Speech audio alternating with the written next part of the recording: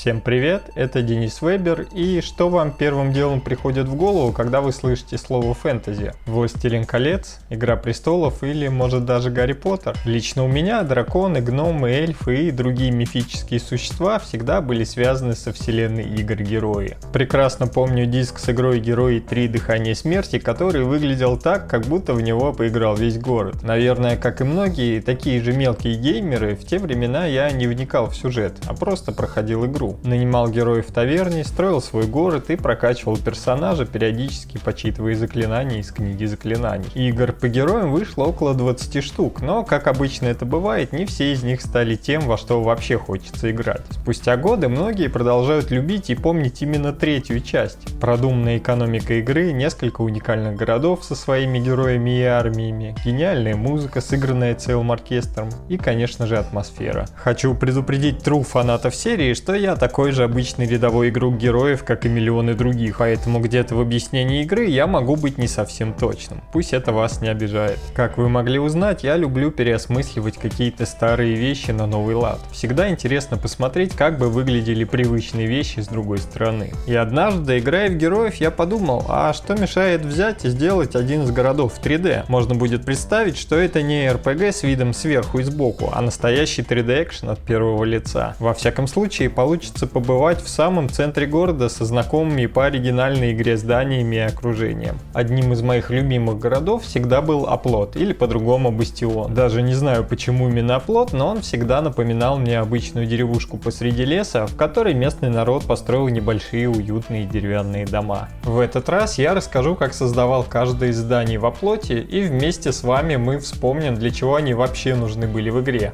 А ближе к концу видео прогуляемся по настоящему 3D городу. Уверен, что вам понравится то, что получится в итоге.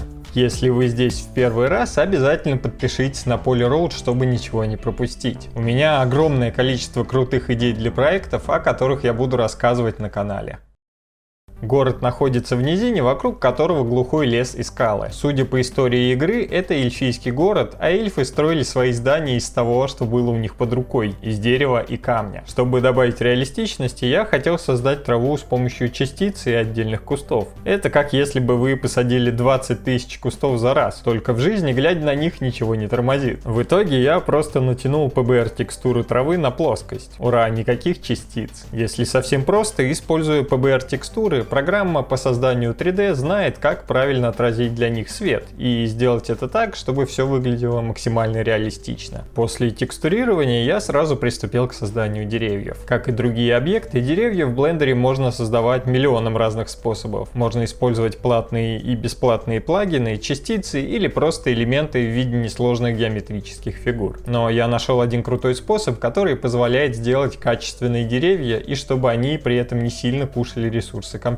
Достаточно скачать подходящую фотографию ветки, импортировать ее на сцену как плоскость и слегка подправить геометрию. На уже созданный ствол дерева добавить частицы и выставить ветку на плоскости как источник для рендера. Если сначала это выглядело достаточно странно, после изменения некоторых настроек все стало вполне себе прилично. Мне оставалось только расставить деревья по местам, но внутренний перфекционизм постоянно заставлял переставлять все снова и снова. Главным ориентиром для всего моделинга была вот эта картинка. Вот так бывает, у тебя есть картинка и делай с ней все, что хочешь, но выдай все это в 3D. Я добавил небольшую скалу и туман и закончил с окружением. Конечно же, основные действующие лица сцены — это здания, хотя они похожи между собой, а некоторые даже используют одинаковые элементы, в самом начале мне так не казалось. Я решил идти по порядку. Если договоришься с собой делать здания в таком порядке, в каком они изображены в списке построек, ты просто не сможешь оставить одну из трудных моделей на когда-нибудь потом. В самом начале в городе есть только ратуша, которая превращается в магистрат, а потом в Капитолий. Капитолий — одно из самых важных зданий, которое регулярно питает игрока деньгами и приносит в казну 4000 золотых каждый день. Думаю, что создатели игры поглядывали на архитектуру Вьетнама 19 века. Некоторые дома действительно очень похожи на те, что есть в игре. Я буквально собрал дом из деревянных брусков, как если бы его строили в настоящей жизни. Подобрал PBR текстуры, чтобы они были похожи на оригинал, и соорудил скатную крышу со стильными перекрестиями сверху.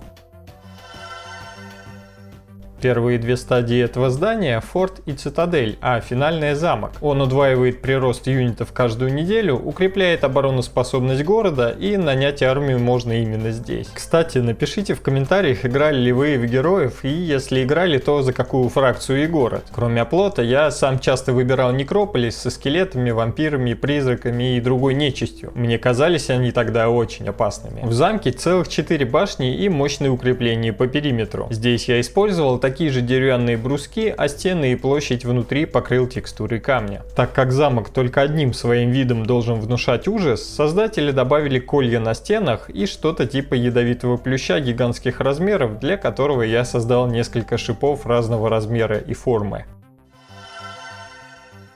Таверна в городе служит для того, чтобы нанимать в ней героев. Игрок выбирает героя, нанимает существ и одной дружной компанией отправляется исследовать карту. Здание таверны собрано из деревянных реек, между которыми натянут материал болотного цвета, а крыша только слегка отличается от крыши Капитолия по форме. Само здание таверны не так интересно, как те два столба, которые стоят вокруг. На них изображены какие-то языческие символы, солнце, треугольники и змейки, и я потратил достаточно много времени на то, чтобы повторить все это великолепие.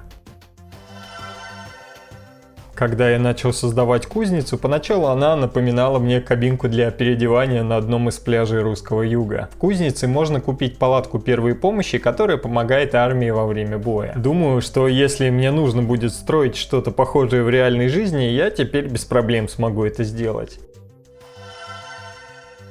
В детстве, играя в третьих героев, я почему-то был уверен, что создатели просто выпустили новую игру с названием Герои 3, и что до нее не было никаких двух других достаточно популярных частей. На самом деле, и после третьей части я перестал следить за серией, поэтому для меня вся вселенная до сих пор представляет из себя игру Герои 3 и ее ответвления. Склад ресурсов — это целых 3 строения с тележками и дровами в комплекте. Общими усилиями они приносят всего 1 кристалл в день, но кристаллы будут очень кстати, когда вы надумаете нанять драконов, самых сильных существ в городе. Для зданий я построил каркас, на который добавил что-то вроде ткани. Сначала я хотел использовать настоящую симуляцию ткани, да-да, и такое есть в блендере, но потом отказался от этой идеи и использовал обычную плоскость. Тележку я собрал из брусков и слегка деформировал ее части с помощью модификатора Displace. Для других построек я также создал каркас, добавил бочки, сундуки, ящики и бутылки, а в качестве текстур использовал узоры платков в клеточку разных цветов. Осталось добавить еще одну тележку, и склад ресурсов наконец-то готов.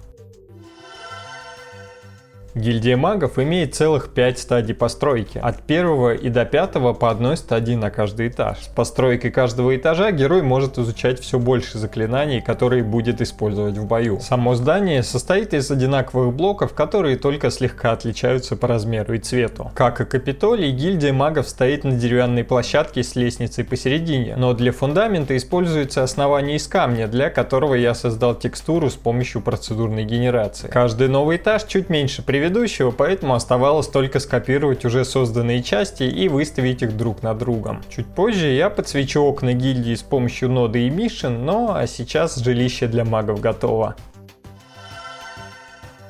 Фонтан удачи с самого начала казался мне самым сложным объектом в городе. Здесь вода, растения и камни. В общем, я не ошибся и в итоге потратил на него много мучительных часов. В игре после улучшения волшебный пруд превращается как раз в фонтан удачи. Я создал камни с помощью PBR текстур и некоторых других настроек для шейдеров. Думаю, что вы согласитесь со мной, такие камни выглядят действительно реалистично. Провозившись пару часов с созданием воды, я остановился на модификаторе, который называется Ocean. Да, разработчики блендера просто добавили в программу модификатор, с помощью которого можно настроить воду и ее анимацию в 2 клика. После создания кустов я взялся за сооружение из бамбука, которое носит название Сиси Одоси. Никогда бы не подумал, что оно используется для отпугивания птиц и вредителей. Это что-то вроде пугала в русских деревнях. Больше всего сомнений вызвал этот водопад. Если забыть обо всех попытках его создать, я сделал его за 20 минут с помощью обычной картинки с облаком, для которой настроил модификатор и анимировал перемещение.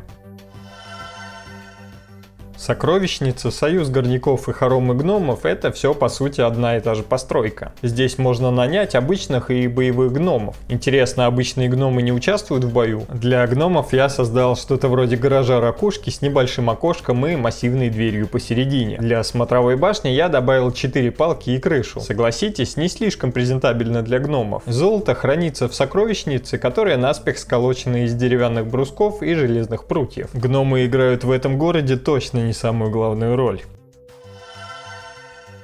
Я сделал уже больше половины всех построек в городе. И на очереди молодые дендроиды, которые в списке зданий отображаются почему-то целых 2 раза. У них 3 стадии постройки, которые позволяют нанимать дендроидов-стражей, дендроидов-солдат и увеличивать недельный прирост этих существ. Я создал ствол большого дерева, от которого отходят ветки, и сразу добавил материал древесины. Пришлось слегка покреативить и добавить десяток веток разной формы и размера. Потом я скопировал уже созданную модельку дерева, немного изменил ее, чтобы внести разнообразие, и добавил еще пару похожих деревьев и листву.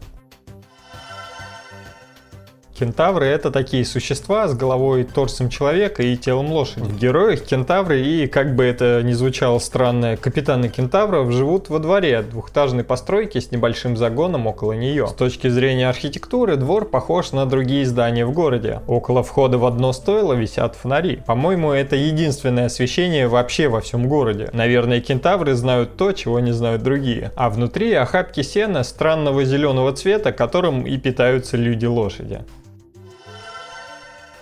Эльфы в городе живут в самом, по моему мнению, богатом и красивом доме в большой усадьбе, которая находится сразу за Капитолием. В ней же можно нанять лесных и высоких эльфов. Судя по большим печным трубам, у них даже есть отопление. В архитектуре здания ничего нового. Деревянные бруски и полотно между ними. Сами трубы я сделал из того же камня, что и замок, а верхнюю их часть из материала, который использовал для фундамента гильдии магов. Было сложно сходу определиться с размерами труб, дома и крыши, но после некоторых изменений я сделал что-то похожее на усадьбу с картинки.